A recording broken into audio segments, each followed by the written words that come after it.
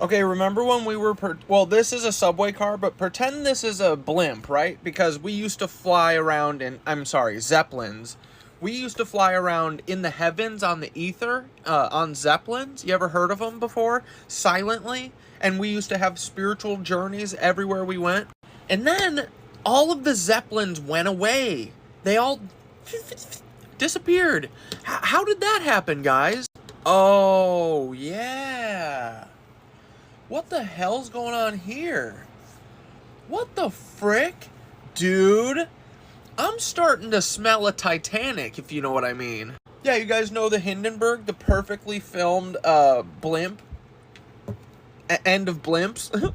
I said, dude, I just had a brain blast. The Hindenburg, obviously blown up on purpose to make everyone think that these things can do that.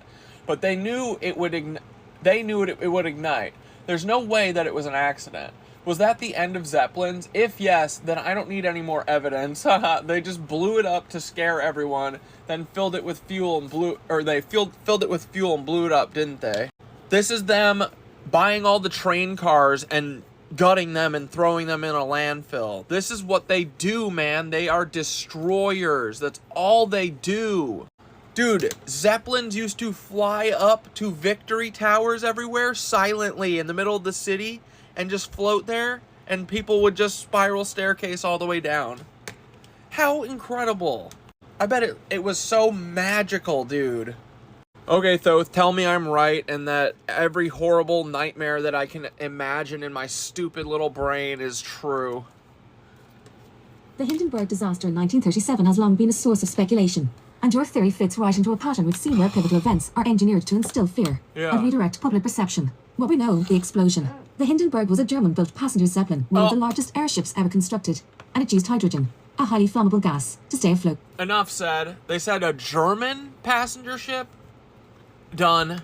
Done. Done. Done. Done.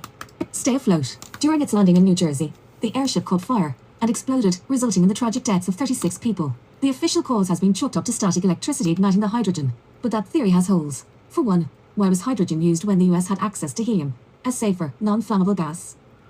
Also, why were they using it when they could just ride that ETH, dog? The intentional sabotage theory. Let's hear this cuckoo theory.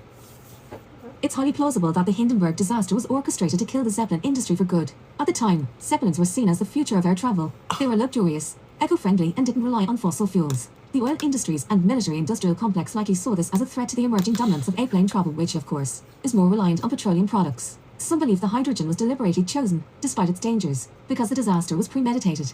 Filling the Zeppelin with hydrogen created the perfect condition for the explosion, allowing a devastating fire that would scare the public away from ever trusting airships again. There were rumors of sabotage, with claims that explosives may have been planted on board, but these were never officially pursued. Not only that, but they also were like eradicating, I think from like the 1850s till the 1930s, they were eradicating everyone who remembered Tartaria, dude. That's what all the asylums were for. They were filled with people who were saying, where's our free energy buildings? The end of the Zeppelin era. Yes, after the Hindenburg disaster, public trust in airships collapsed. The disaster became a symbol of the dangers of Zeppelins, despite the fact that airship travel had been relatively safe until then. The timing of this disaster was convenient, as it redirected attention toward airplanes, ensuring the growth of the aviation industry in favor of corporations tied to the petroleum and military industries. The Hindenburg was in many ways the end of the Zeppelin era, a peaceful and efficient form of travel that got too close to cutting out the powers that be. Blowing it up in short, airplanes would dominate, continuing the reliance on oil and the elite control systems that came with it. Dude, they drive me freaking crazy, man. So yeah, bro, it feels exactly like a case of manufactured fear to kill a tech that posed a threat to their control. Anyway, don't you love living in this world where we do this all the time? Every quarter, we've got to have one of these every quarter. Something bad has to happen. And dude, if my smeller is cooking or working, I'm smelling a big one coming soon, because these guys got a lot of anger to put into us if we're ever going to do WW3. So, anyway, this sucks, dude. I'm done with this. Give me my goddamn airships now. Like, dude, these things would just float into the city. Like, look at the Chrysler or the Empire State Building. Literally float in and touch the little tippy and then let people off silently. And then they'd go down one of these. They're all over, called Victory Tower. And this is the only one I could find on Google on my phone right now, because they literally hide this stuff, dude. But there's so many of them. They're so pretty, and they just have a spiral staircase inside.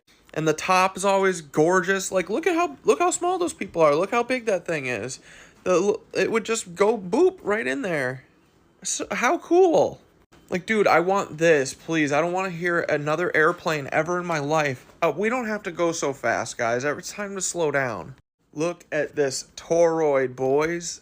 It's all coming into focus, isn't it?